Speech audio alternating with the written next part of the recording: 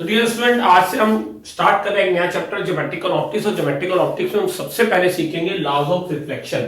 तो जरा बहुत ध्यान से डियर स्टूडेंट समझना। और हम काफी सारी चीजें पहले पढ़ चुके हैं, 9th 10th में हमने पढ़ा है, लेकिन यहाँ पर हम जरा उसकी वेक्टर फॉर्म सीखेंगे, जिसपे एक आध क्वेश्चन आईआईटी में आ चुका, काफी इंपॉर्टेंट है। तो ये सीखना सबसे ज्यादा इंपॉर्टेंट है। तो सबसे पहले हम देखते हैं फर्स्ट लॉ। फर्स्ट लॉ क्या कहता है कि incident ray, reflected ray and normal to the point of incidence lie in same plane, right? Second law, the law of incidence, the angle of incidence and the angle of reflection, angle of incidence and angle of reflection are equal, right? तो हम जरा इसको थोड़ा समझते हैं कि ये हमारा एक, मान लो कोई भी एक प्लेन मिरर या कोई भी मिरर है, ठीक है, कोई भी एक रिफ्लेक्टिंग सरफेस हमने ली और ये हमारा है पॉइंट ऑफ इंसिडेंस। ये हमारी लाइट रे इंसिडेंट है, ये हमारी रिफ्लेक्टेड रे और ये हमारी नॉर्मल रे है। तो ये तीनों एक ही प्लेन में होंगी। इसका मतलब आप समझो कि जैसे हमने ये प्लेन डिफाइन कर दिया कि लेट से ये मेरा एक प्लेन है, तो ऐसा नहीं होगा कि इंसिडेंट रे यहां पर है, नॉर्मल यहां पर है और रिफ्लेक्टेड रे ऐसे हो जाए। नहीं, तीनों एक प्लेन में होने का मतलब है, मैं अगर आपको 3D में से समझाऊं तो ये कुछ ऐसे दिखना चाहिए। ये देखो, ठीक है।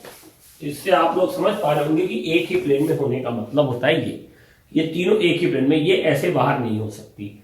अगर ये ऐसे आपने बना दिया तो ये नहीं होता, ये तीनों एक ही प्लेन में होंगे। ये हमारा फर्स्ट लॉ है। अब इसकी वेक्टर फॉर्म क्यों इंपॉर्टेंट हो जाती है, जब हम उसको समझते हैं, बहुत बेसिक पॉइंट है कि अगर मैं एक यूनिट वेक्टर ले लूं अलोंग इंसिडेंट रे, एक यूनिट वेक्टर मैंने डिफाइन किया नॉर्मल के लोग और एक यूनिट वेक्टर मैंने डिफाइन किया रिफ्लेक्टेड रे के लोग, राइट? तो I cap dot N cap dot are cap will be equal to 0। ये पहला इंपॉर्टेंट पॉइंट आप समझ के होंगे। I cap dot N cap, sorry I cap N cap का जो ट्रिपल प्रोडक्ट है, आई कैप एन कैप आर का, ये क्या दिखाया गया, ट्रिपल प्रोडक्ट। इसका मतलब है ट्रिपल प्रोडक्ट है, यानी ये क्या है हमारा, अगर इसे एक्सपेंड करोगे तो I cap dot N cap cross R cap, ठीक है। यहां ये जो सिंबल मैंने यूज किया it is for triple product of vector है। तो ये तीनों वेक्टर क्योंकि एक ही प्लेन में है तो इनका स्केलर ट्रिपल प्रोडक्ट जिसे हम कहते हैं वो 0 होगा। दूसरा सेकंड लॉ हमारा क्या है कि angle of incidence and angle of reflection are equal, यानी theta I equals to theta. तो लेट्स से इस एंगल को थीटा नॉट मान लेते हैं। तो इसका मतलब ये हुआ कि ये दोनों एंगल इक्वल है, तो cos थीटा नॉट की वैल्यू क्या होगी। अब एक बात होती है, ध्यान रखो, ये माइनस आई कैप यहां पर क्यों यूज कर रहा हूं, ध्यान समझना। आर कैप ऐसे है, एन कैप ऐसे है, तो आई कैप तो ऐसे कौन सा वेक्टर होगा, माइनस आई कैप। देखो, अगर एक वेक्टर हम कहते हैं कि ए कैप नीचे है तो माइनस ए कैप वेक्टर कैसे होगा, ऊपर होगा। तो ये जो थीटा आर तुम्हें दिख रहा है, ये थीटा आर किसके बीच का एंगल है, एन कैप और आर कैप के बीच का, इसे हम थीटा नोट भी कह सकते हैं। तो n cap dot are cap, और यही है ये एंगल थीटा नोट यहां पर किसके बीच में है, ये एंगल एन कैप और माइनस आई कैप के बीच है। वेक्टर फॉर्म में इंसिडेंट रे का वेक्टर ऐसे है, तो जो ऐसे बनाओगे एंगल बिटवीन टू वेक्टर्स जब देखना होता है तो दोनों वेक्टर्स के टेल एक जगह होनी चाहिए, हेड ऐसे होना चाहिए। बहुत सारे स्टूडेंट गलती कर जाते हैं। अगर मैं n cap dot i cap करूं तो मुझे वो cos थीटा आई नहीं देगा, वो cos पाई माइनस थीटा आई देगा, ये ध्यान रखना। अगर तुमसे कोई पूछे एन कैप और आई कैप के बीच में कितना एंगल है तो वो पाई माइनस थीटा आई होता है। ये theta I angle of incident किन दो वेक्टर्स के बीच में बनेगा, एन कैप और माइनस आई कैप के बीच में। ये बहुत छोटा सा मगर इंपॉर्टेंट पॉइंट है, इसको स्टूडेंट गलती कर जाते हैं। तो है बहुत बेसिक ही। तो हमें पता है कि अगर दो वेक्टर्स के यूनिट वेक्टर का डॉट प्रोडक्ट ले लें तो ये वेक्टर का बेसिक फार्मूला है A cap dot B cap is equal to cos of angle between them. वही बेसिक फार्मूला मैंने यहां पर यूज किया है। तो बस ये चीज ध्यान रखना होता है कि थीटा आई किन दो वेक्टर्स के बीच का एंगल लेना है, आई कैप माइनस आई कैप और एन कैप के बीच का। अगर हम आर कैप और आई कैप देखें तो इनका बीच का एंगल 2 थीटा नॉट नहीं है, वो माइनस आई कैप और आर कैप के बीच का एंगल है। एक बार आईआईटी ने क्वेश्चन पूछा था, उसमें बहुत सारे स्टूडेंट केवल यही एक छोटी सी मिस्टेक कर गए थे, उसकी वजह से उनके आंसर गलत हो गए थे। तो माइनस आई कैप और आर कैप के बीच का एंगल है cos 2 थीटा नॉट, ठीक है। अगर आई कैप डॉट आर कैप लोगे तो क्या आएगा, आएगा cos अल्फा, और जहां पर अल्फा की वैल्यू क्या है, पाई माइनस 2 थीटा नॉट। और मैंने क्या किया है कि थीटा आई और थीटा, ये एंगल ऑफ इंसिडेंस और एंगल ऑफ रिफ्लेक्शन इक्वल है, उसको मैंने थीटा नोट का। तो वेक्टर जब हम वेक्टर फॉर्म में कन्वर्ट कर लाइनें दिखा रहे हैं तब तो कोई दिक्कत नहीं, ये एंगल ऑफ इंसिडेंस है और ये नॉर्मल लाइन है तो एंगल थीटा हो गया इसमें, लेकिन जब वेक्टर फॉर्म बनाओगे तो ये माइनस साइन बहुत ही इंपॉर्टेंट हो जाता है। अब जरा इसमें हम क्वेश्चन देखते हैं और कुछ और इंपॉर्टेंट पॉइंट इस वेक्टर रिलेशंस में हम समझते हैं। रिलेशन निकालने जा रहे हैं आर कैप एन कैप और आई कैप के बीच में, जो हमें प्रॉब्लम को सॉल्व करने में काफी हेल्प करेगा। जो वेक्टर रिलेटेड प्रॉब्लम आती है, देखो ये हमारे प्लेन मिरर है, तो हमने नॉर्मल के अगेंस्ट हमने कहा एक यूनिट वेक्टर एन कैप है, तो मिरर के साथ मैंने एक यूनिट वेक्टर ले लिया एन कैप। तो ये हमारा इंसिडेंट रे वेक्टर था, इसको वैसे दिखा सकता हूं, और ये P मेरा क्या है यहाँ पर, P is the point of incidence. तो बट ऑब्वियस है मैं आई कैप को एम कैप और एन कैप के माइनस एन कैप के टर्म में लिख सकता हूं, तो आई कैप एक यूनिट वेक्टर है और ये दोनों एक नॉर्मल यूनिट वेक्टर है। तो वेक्टर के बेसिक से पता है मुझे I cap can be written as N cap sine theta और minus N cap cos theta naught. ठीक है, ये बहुत बेसिक कॉन्सेप्ट ऑफ वेक्टर है। ये चीज हमेशा ध्यान रखना कि अगर हमारे पास अगर ये कोई दो यूनिट वेक्टर हो, आई कैप जे कैप, ये सब हम पढ़ चुके हैं, ये एक यूनिट वेक्टर है आर कैप, ये एंगल है थीटा, तो r cap can always written as i cap cos theta plus J cap sine theta, basic theory of vector. बस आई जे की यहां जगह हमारे कौन से दो यूनिट वेक्टर है यहां पर, एम और एन। ये आर कैप को भी सिमिलरली मैं लिख सकता हूं m cap sine theta naught plus n cap cos theta naught. एक काम करते हैं, इक्वेशन 2 में से 1 को माइनस कर देते हैं, तो r cap plus of minus I cap, minus करना यहां से लिख देते हैं, चलो आर कैप माइनस आई कैप 2 माइनस 1 कर देते हैं, will be equals to 2 N cap cos theta naught. ठीक है, यह थीटा नॉट क्या है, एंगल ऑफ इंसिडेंट। ठीक है, और इसको एक तरीके से और भी देख सकते हो, एक तरीका और भी है, इनके बीच में एक रिलेशन और भी लिखा जा सकता है। देखो आर कैप ये है, ये कौन सा यूनिट वेक्टर है, हम इसे लिख रहा हूं मैं आई डैश कैप। ये आई डैश कैप क्या है, माइनस ऑफ आई कैप। ये एंगल थीटा नॉट, ये एंगल थीटा नॉट, इसको रिवर्स कर दिया। तो ये जो लाइन है नॉर्मल लाइन, ये इनकी रिजल्टेंट वाली लाइन होगी। तो अगर मैं कहूं तो एन कैप जो है इनके रिजल्टेंट की डायरेक्शन में एक यूनिट वेक्टर होगा, तो इन दोनों वेक्टर का रिजल्टेंट वेक्टर क्या होगा, आर कैप और आई कैप का रिजल्टेंट वेक्टर आता r cap plus i dash cap. अब इसके अलोंग हमें चाहिए यूनिट वेक्टर, तो किसी वेक्टर के अलोंग दो यूनिट वेक्टर का समीशन हमेशा एक यूनिट वेक्टर नहीं देता। सोच के देखो आई कैप प्लस जे कैप, ये एक यूनिट वेक्टर नहीं होता, इसको √2 से डिवाइड करोगे मैग्नीट्यूड से, तभी यूनिट वेक्टर बनेगा। दो यूनिट वेक्टर को ऐड करने से हमेशा एक यूनिट वेक्टर नहीं मिलता। तो एन कैप, तो इसके रिजल्टेंट ये डायरेक्शन, क्योंकि ये दोनों मैग्नीट्यूड वाइज इक्वल है, तो इनका रिजल्टेंट इनके बीच के एंगल को बाइसेक्ट करेगा। तो ये इनकी रिजल्टेंट की लाइन में कह सकता हूं। इसके अलोंग मुझे चाहिए एन कैप, इनके रिजल्टेंट के अलोंग एक यूनिट वेक्टर है, तो मुझे मैग्नीट्यूड से डिवाइड करना पड़ेगा।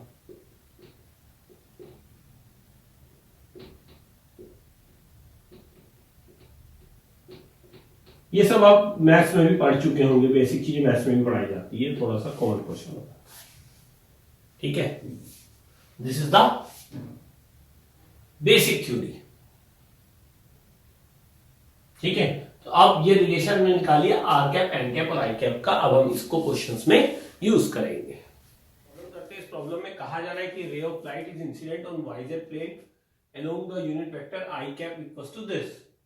Find unit vector along reflected ray and angle of incident. दो चीजें हमें फाइंड करनी है। एक छोटा सा डायग्राम हमेशा ध्यान रखना, इसी से ये माइनस आई कैप होता है, ये आर कैप, ये एन कैप, और this is the angle between two vectors theta naught, दोनों इक्वल होते हैं। Angle of incidence equals to angle of reflection. ये माइनस आई कैप होता है, ये नहीं दोगे तो गलती हो जाएगी। ठीक है, तो कॉस थीटा नोट की वैल्यू क्या होगी, एन कैप डॉट माइनस आई कैप, यानी आई कैप,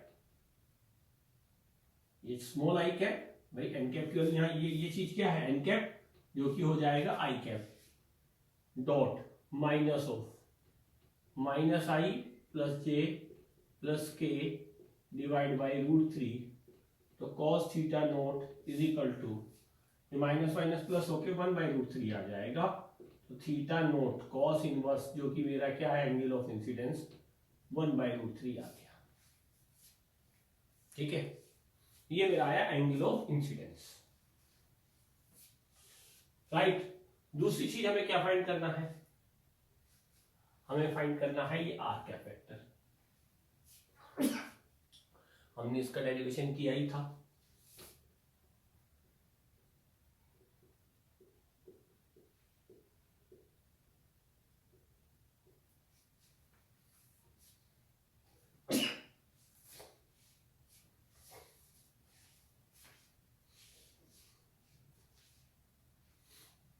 हमने ये इक्वेशन ड्राइव की थी r cap minus I cap is equal to 2n cap cos theta naught. तो यहां से आर कैप की वैल्यू हो जाएगी आई कैप, यानी वैल्यूज को पुट कर दें। अगर आप भूल जाओ तो इसका बेसिक डेरिवेशन का तरीका ध्यान रखना, मैंने आपको सिखाया ही है। तो आई कैप की वैल्यू हमारे पास क्या है, minus I cap plus J cap plus k cap divide by √3, और एन कैप यहां पर हमारे पास है into twice of n cap की वैल्यू क्या है आई कैप, और कॉस थीटा नॉट की वैल्यू क्या है 1/√3, बीच में है ये प्लस का साइन, ठीक है। अब इसको सिंप्लीफाई करेंगे तो क्या आ जाएगा, आई plus J plus K divide by √3। इसका मतलब ये रे कुछ ऐसे आ रही थी और ऐसे रिफ्लेक्ट हुई, क्योंकि माइनस आई कैप है तो डायरेक्शन इधर होगी, प्लस आई कैप क्वेश्चन में ऐसे दिया था। तो फाइनली हमें आई कैप पता था, हमने एंगल ऑफ इंसिडेंस भी निकाल लिया, हमने नॉर्मल की हेल्प से रिफ्लेक्टेड रे के अलोंग यूनिट वेक्टर भी फाइंड कर लिया। यही दोनों हमारे इस क्वेश्चन के ऑब्जेक्टिव थे। स्टूडेंट जरा एक प्रॉब्लम और करते हैं। इसमें कहा जा रहा है कि ray of light is incident on a plane mirror along the vector this minus i √3 plus j by 2 पर इंसिडेंट है and reflected is along j √3 minus I by 2 at point P in XY plane, then find angle of incident and value of phi. अच्छा, angle of incidence किससे देखा जाता है, ये चीज ध्यान रखना, एक्स एक्सिस से नहीं बताना होता। एंगल ऑफ इंसिडेंस हमें हमेशा बताना होता है नॉर्मल से। तो अगर मैं यहां पर इस एंगल को थीटा नोट या थीटा आई कह लूं, मुझे ये बताना है, और यहां पर एन कैप मेरे पास नहीं है क्योंकि मेरे पास पाई नहीं है, और हमने एक डेरिवेशन किया था, ठीक है। अगर हम देखिए, एक बेसिक से ध्यान से चीजों को समझना, ये आर कैप है, ये आई कैप है, माइनस ऑफ इनका बीच का एंगल 2 थीटा नोट होता है। तो cos theta note 2 theta note, दो वेक्टर्स के बीच में जो भी एंगल हो, ये उनके डॉट यूनिट वेक्टर के डॉट प्रोडक्ट के बराबर होता है। दोनों वेक्टर के लोग यूनिट वेक्टर क्या है, are cap dot minus of I cap. R cap की वैल्यू क्वेश्चन में क्या दी गई है, j√3 minus I by 2 dot minus of I cap, यानी i√3 minus of I cap है तो माइनस जे ले लेते हैं इसे बाई 2। यहां से क्या आएगा, j√3 into minus j√3 minus जे, तो ये हो जाएगा minus of √3 minus of √3 divide by 4, यानी माइनस ऑफ √3 बाई 2, और माइनस ऑफ √3 बाई 2 को मैं लिख सकता हूं कॉस 180 माइनस 30, क्योंकि cos pi minus theta is equal to minus cos theta, तो कॉस 2 थीटा नोट। तो यहां से 2 थीटा नोट की वैल्यू हो गई 150, तो थीटा नोट की वैल्यू कितनी हो गई 75 डिग्री। तो ये जो एंगल ऑफ इंसिडेंस है ये आपका यहां पर 75 डिग्री है। अब बात करते हैं मिरर के स्लोप की। अब मैं यहां पर इसको खैर रे डायग्राम बनाऊं, ट्रिको से भी फाइंड कर सकता हूं, क्योंकि ये एंगल मेरे पास है, ये फाई है, तो मैं चाहूं तो ट्रिग्नोमेट्री लगाकर भी इस क्वेश्चन को सॉल्व कर सकता हूं। पर मेरे पास एक तरीका और भी है कि अगर मैं इस एन कैप को फाइंड कर लूं तो भी प्रॉब्लम को सॉल्व किया जा सकता है। एन कैप क्या होगा, हमें पता है N cap can be written as R cap, कि इन दोनों का रिजल्टेंट के लोग जो भी डायरेक्शन होती है उस डायरेक्शन में एन कैप होता है। तो दो फार्मूले थे हमारे पास, एक R cap minus I cap is equal to 2 N cap cos theta naught, और एक फार्मूला डायरेक्ट लिख सकते हैं कि इन दोनों का रिजल्टेंट, इन दोनों का जो भी रिजल्टेंट आएगा उसको मोड से डिवाइड कर दो, क्योंकि एन कैप इनके इन दोनों वेक्टर के वेक्टर से भी लगा रहा हूं, इनके रिजल्टेंट क्या होगा, यूनिट वेक्टर है।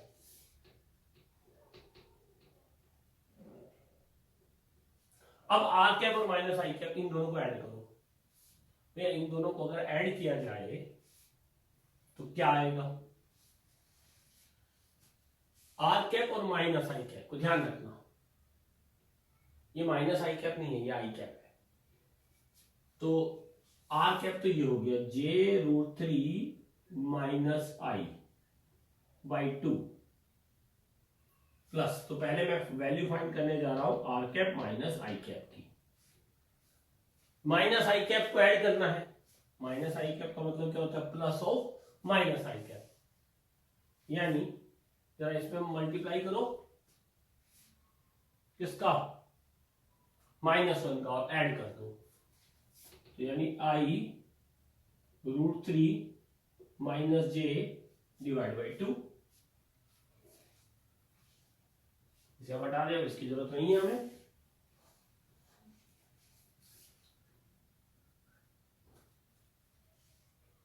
तो ये हो गया i√3 माइनस 1, ठीक है, plus j√3 minus 1 divide by 2, यानी √3 माइनस 1 बाई 2 कॉमन ले ले तो I cap plus J cap,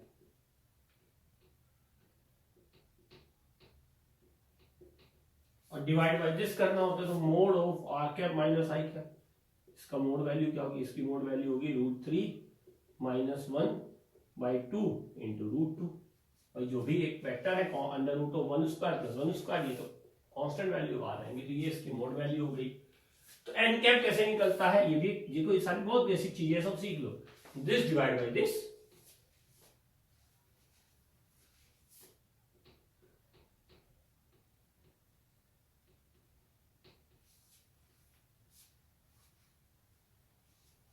चाहो तो ऐसे निकाल लेते हैं, R cap minus I cap is equal to 2 N cap cos theta naught, same answer आता, करके देख लो, cos 75 की वैल्यू cos 45 प्लस 30 करके सॉल्व कर लो, you will get the same value, अलग आंसर नहीं आएगा, ये श्योर है। तो ये एन कैप आ गया, यानी कि ये जो वेक्टर आया इसके दोनों कंपोनेंट इक्वल है, तो ये 45 डिग्री का वेक्टर हो गया। तो इससे फाई नोट कैसे निकलेगा, देखो ये मिरर है, ये इस पे नॉर्मल है, तो बट ऑब्वियस है अगर हम किसी लाइन पे नॉर्मल डालें, हम बेसिक थ्योरी है कि जितना अगर ये एक्स एक्सिस से एंगल बना रहा है, इस स्ट्रक्चर की खासियत होती है, उतना ही दूसरे वाला किससे बनाता है, वाई एक्सिस से, क्योंकि ये फाई है तो ये फाई होगा, ये 90 माइनस फाई होगा, ये एंगल फाई हो जाता है। अब ये जो वेक्टर आया है आई cap plus J cap by 2, ये एन कैप वेक्टर ये है, तो ये अगर हम बेसिक वेक्टर थ्योरी लगाएं तो ये तो दो एक्स और वाई दोनों से इक्वल एंगल पर है, क्योंकि आई बाई √2 जे बाई √2, तो यानी ये एंगल हो गया 45। इस वेक्टर का इंक्लिनेशन फ्रॉम एक्स एक्सिस, तो ये भी 45 डिग्री आएगा, यानी हमें फाइंड करना था फाइंड एंगल ऑफ इंसिडेंस, तो ये एक आंसर मेरा आया 75 डिग्री, और दूसरा आंसर जो वैल्यू फाई फाइंड करनी थी वो आई मेरी 45 डिग्री। तो इस तरीके से बेसिक वेक्टर थ्योरी का यूज करके ये सारी प्रॉब्लम्स को हम बहुत आसानी से सॉल्व कर सकते हैं, और हमने दो तीन जो फार्मूले बनाए हैं हमने उसी का इन क्वेश्चंस को सॉल्व करने में यूज किया है।